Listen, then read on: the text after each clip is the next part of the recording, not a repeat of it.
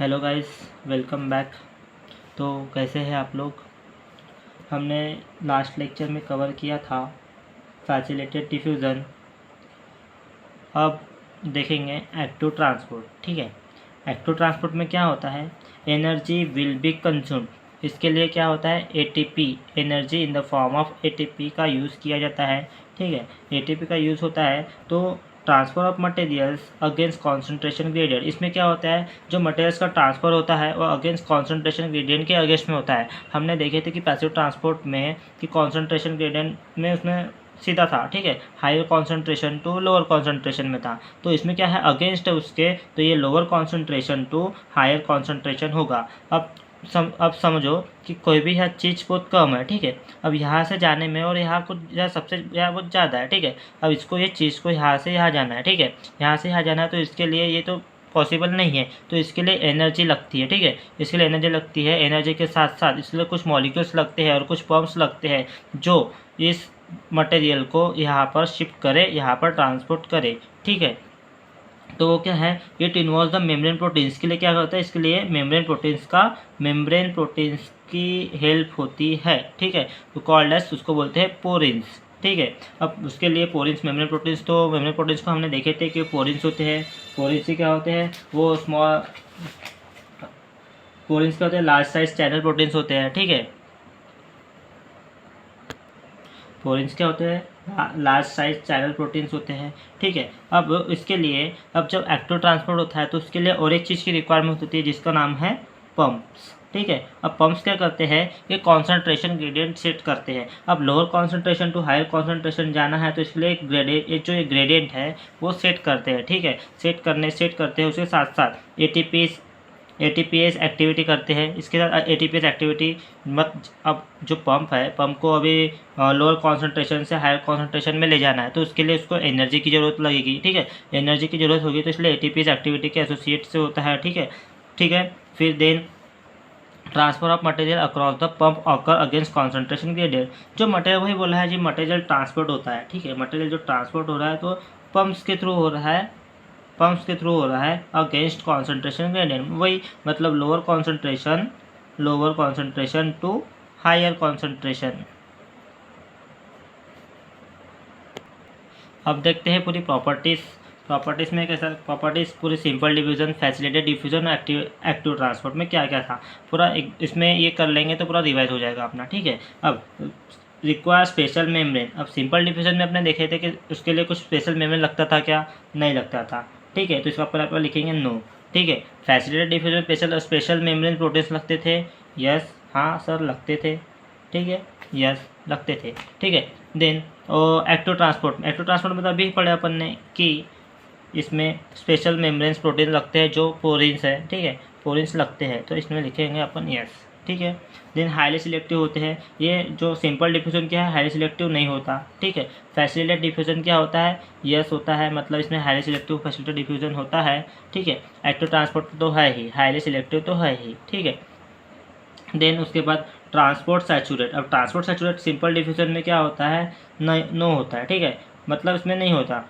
Saturate जो transport होता है उसको सैचुरेट होता है तो नहीं होता। ठीक है, फैसिलिटेटेड डिफ्यूजन में क्या होता है, होता है। ठीक है, फैसिलिटेटेड डिफ्यूजन में ट्रांसपोर्ट सैचुरेट क्या होता है। ठीक है, अब ट्रांसपोर्ट सैचुरेट एक्टिव ट्रांसपोर्ट में होता है क्या, हाँ होता है, तो अपन यस लिखेंगे। ठीक है, देन अपहिल ट्रांसपोर्ट। अब अपना तो सिंपल डिफ्यूजन अपन ने देखे थे कि ये higher concentration to lower concentration में आ रहा था, higher concentration to lower concentration में आ रहा था। ठीक है, तो ये अपहिल है क्या, ये नहीं है, तो इसको बोलेंगे नो।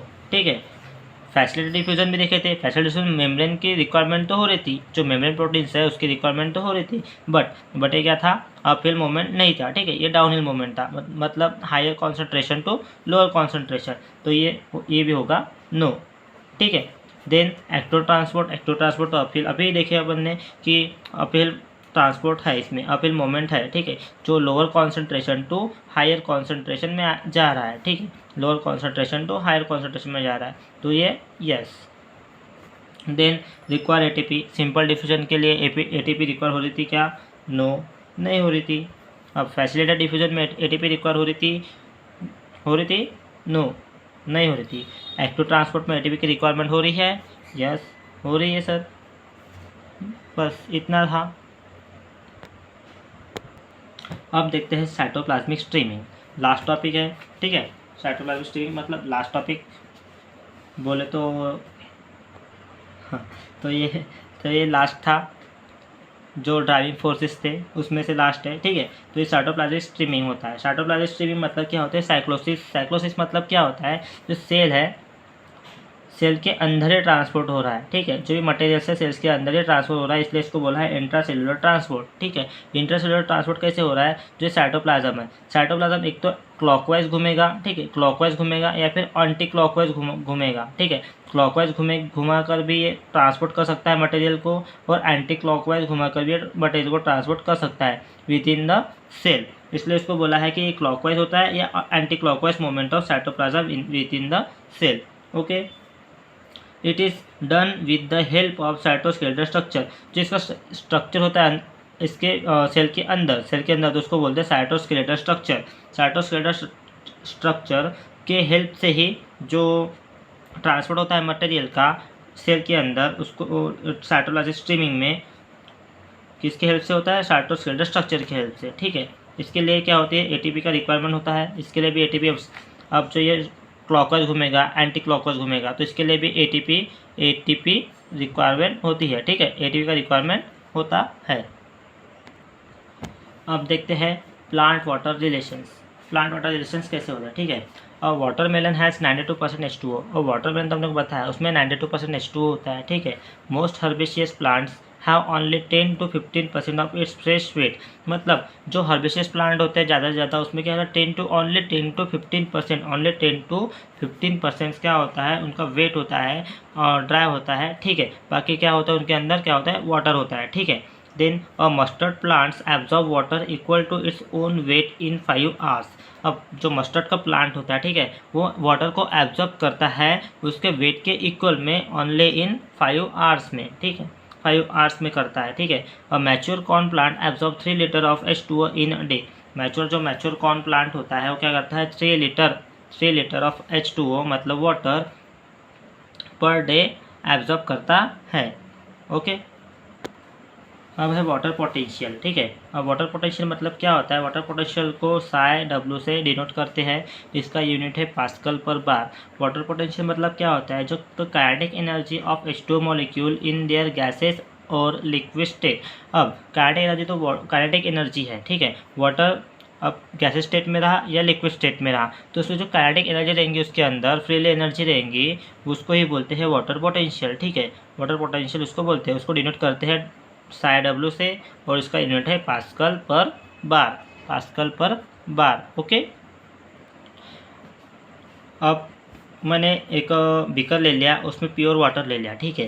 प्योर वाटर ले लिया तो प्योर वाटर का जो वाटर पोटेंशियल आएगा, मतलब जो साई W आएगा, तो उसका वाटर पोटेंशियल क्या होगा, 0 होगा। मतलब ये प्योर है, ठीक है। पूरा प्योर वाटर का वाटर पोटेंशियल मैं बोलूँ तो वाटर पोटेंशियल में बोलूँ तो क्या आएगा, 0 आएगा, ठीक है। ये होगा मैक्सिमम वैल्यू आ जाएगी, वाटर पोटेंशियल की मैक्सिमम वैल्यू कितनी है, 0 है। जनरली तो वाटर पोटेंशियल होता है वो माइनस में होता है, ठीक है। जो मैक्सिमम वैल्यू कितनी आएंगी उसकी, 0 है, वो प्योर वाटर के लिए होता है, ठीक है। अब मैंने सोल्यूशन ले लिया जिसमें वाटर भी है एंड सोलूट भी है, सोलूट पार्टिकल्स भी है, ठीक है। अब वाटर तो रहेगा, वाटर तो कम हो गया, ठीक है। अब मैंने सोलूट पार्टिकल्स डाला तो वाटर क्या हो गया, इम्प्योर हो गया, ठीक है, इम्प्योर हो गया। अब जैसे मैंने उसमें सोलूट डाला वाटर्स में, तो वाटर पोटेंशियल रहेगा, जो वाटर पोटेंशियल रहेगा वो डिक्रीज होगा on addition of solute particles. जब सोलूट पार्टिकल्स में ऐड करूँगा वाटर में, तो जो वाटर पोटेंशियल रहेगा वो डिक्रीज हो जाएगा, ठीक है, क्योंकि उसमें सोलर पार्टिकल्स ऐड हो रहे हैं और वाटर कम हो रहा है, ठीक है। उसके कारण जो वाटर का पोटेंशियल रहेगा, उसके जो काइनेटिक एनर्जी रहेगी उसके अंदर, तो वो क्या हो जाएगी, डिक्रीज हो जाएंगी, ठीक है। अब सोलर पोटेंशियल किसको बोलते हैं, सोलर पोटेंशियल मतलब क्या होता है, ऑस्मोटिक पोटेंशियल बोलते हैं उसको, ऑस्मोटिक पोटेंशियल बोलते हैं। इसका यूनिट वही है पास्कल पर बार, ठीक है। अब सोलर पोटेंशियल मतलब क्या होता है, the amount by which Sai W मतलब वाटर पोटेंशियल डिक्रीजेज। अब मैंने सॉल्यूट यहाँ डाला था, ठीक है। अब यहाँ देखो कि मैंने ये सॉल्यूट्स यहाँ वाटर में डाल दिया, ठीक है। तो इसके लिए इसके कारण क्या हुआ, वाटर पोटेंशियल क्या हुआ, डिक्रीज हुआ। अब यही सॉल्यूट जो डाला और मैंने वाटर पोटेंशियल डिक्रीज हुआ, उसको ही बोलूँगा मैं सॉल्यूट पोटेंशियल। लिखा है देखो, द अमाउंट बाय विच, मतलब जितना अमाउंट डाला मैंने, जिससे डाला तो जिससे वाटर पोटेंशियल क्या हो रहा, डिक्रीज हो रहा, वाटर पोटेंशियल क्या हो रहा, डिक्रीज हो रहा। On addition of solid particles, जब मैंने सॉलिड पार्टिकल्स को एडिशन ऐड किया वाटर में, तो उससे वाटर पोटेंशियल डिक्रीज हो रहा, ठीक है। तो H2O is called as a solid potential, उसको ही बोलते हैं सॉलिड पोटेंशियल, ठीक है। अब सॉलिड पोटेंशियल क्या होता है, सॉलिड पोटेंशियल में जब अपने को पता है कि वाटर पोटेंशियल का प्योर H2O में क्या होगा, जीरो ही होता है, ठीक है। ये मैक्सिमम वैल्यू है, मैक्सिमम वैल्यू है। जब मैंने सॉलिड ऐड किया वाटर में, ठीक है, तो वाटर पोटेंशियल ऑफ सोल्यूशन, तो ये सोल्यूशन बन गया, ठीक है। तो सोल्यूशन का जो वाटर पोटेंशियल रहेगा वो रहेगा -4, क्या रहेगा, -4, ठीक है। वाटर पोटेंशियल सॉल्यूशन का -4 हो गया, ठीक है। तो वाटर पोल्यूशन ऑफ सॉल्यूशन का -4 हो जाएगा। देन तो वाटर पोल्यूशन ऑफ सोल्यूट्स, जो वाटर पोल्यूशन ऑफ सोल्यूट रहेगा उसका भी हो गया -4 हो जाएगा, ठीक है। अब एक रिलेशन है जिसमें जो वाटर पोटेंशियल है, ठीक है, वाटर पोटेंशियल क्या है, एक inversely proportional to solute concentration.